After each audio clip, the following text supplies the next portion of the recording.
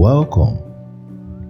In today's video, we'll talk about the story of Herod the king in the Bible. The biblical story of Herod the Great is told in Matthew chapter 2 from verse 1 to 22 and Luke chapter 1 verse 5. This video will cover the good, the bad, and the ugly of King Herod's reign. Stay tuned.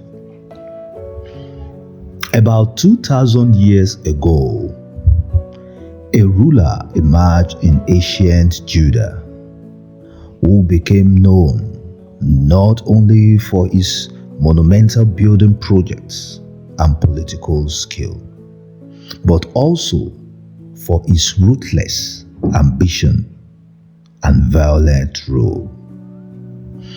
His name was Herod the Great, and he was immortalized in both historical and biblical records, known for his extraordinary achievements and notorious deeds. Herod was born in 73 BCE in the region known today as Palestine to a prominent Idumean family. His father, Antipater, served as an advisor to the Houseman king Inachus II, giving Herod access to the corridors of power at an early age. However, Judea at that time was a land divided, torn between internal strife and external pressures from the expanding Roman Empire. It was in this environment of chaos that Herod's ambition began to take shape.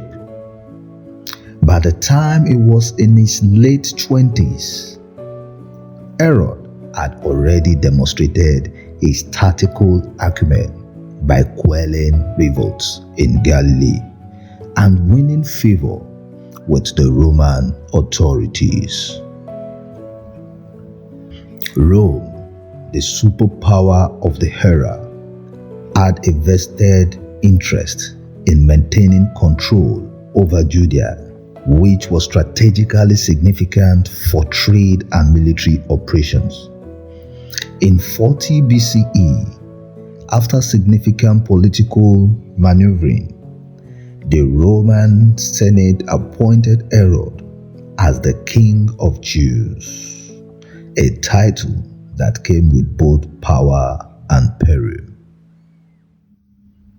With this appointment, Herod faced the daunting task of reclaiming his kingdom from the Parthians and rival Jewish fractions who opposed him. The campaign that followed was marked by both military brilliance and harsh measures. By 37 BCE, after years of fierce battles, Herod managed to recapture Jerusalem and solidify his claim to the throne. But his ascent was stained by blood. Determined to secure his rule, Herod ordered the execution of the many members of the Houseman dynasty, including his brother-in-law, Aristobulus III, who is suspected of plotting against him. This pattern of suspicion and brutal elimination of rivals became a hallmark of Herod's rule. He was a man constantly haunted by fears of betrayal, leading to a reign that oscillated between grand achievement and acts of unspeakable cruelty.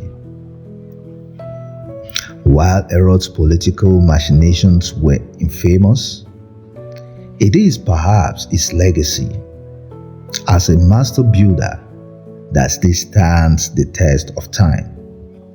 He undertook monumental projects that transformed the landscape of Judah and showcased his ambition to be remembered not just as a ruler, but as a visionary. The most renowned of these was the expansion of the Second Temple in Jerusalem, an architectural masterpiece that earned Herod a rare measure of respect from both Jews and Romans. Additionally, he founded the port city of Caesarea Maritima, complete with an impressive harbor that connected Judah with the wider Mediterranean world, cementing his reputation as a forward-thinking king.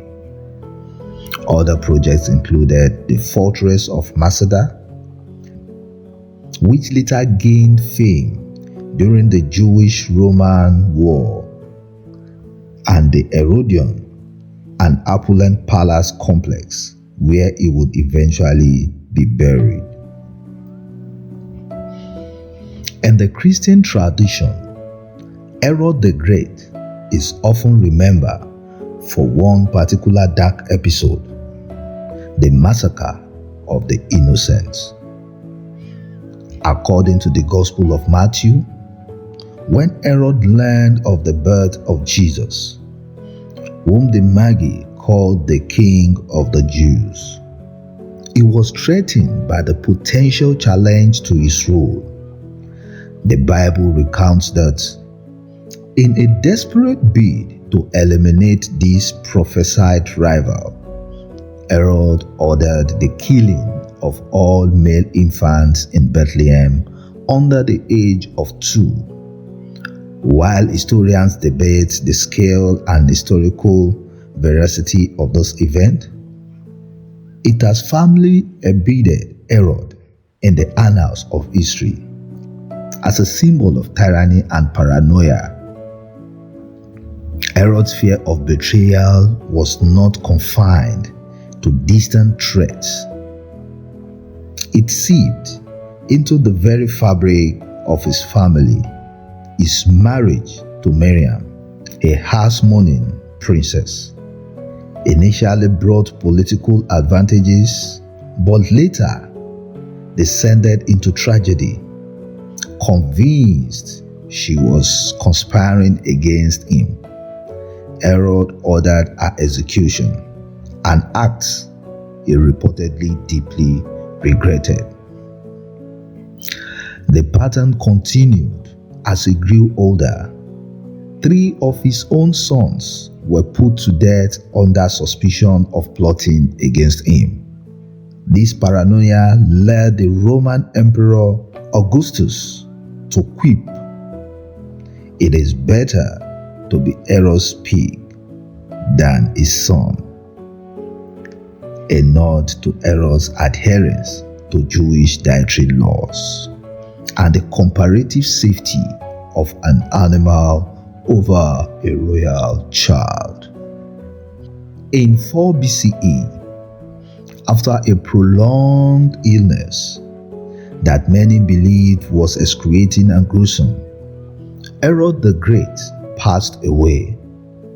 His death left a power vacuum that splintered his kingdom among his sons, leading to political fragmentation and eventually direct Roman rule. Herod's legacy is one of profound complexity. Was he a brilliant architect of his own destiny, or a tyrant enslaved by his fears? A ruler who brought prosperity and monumental achievement to Judah, or a despot whose name became synonymous with cruelty? Drop a comment below.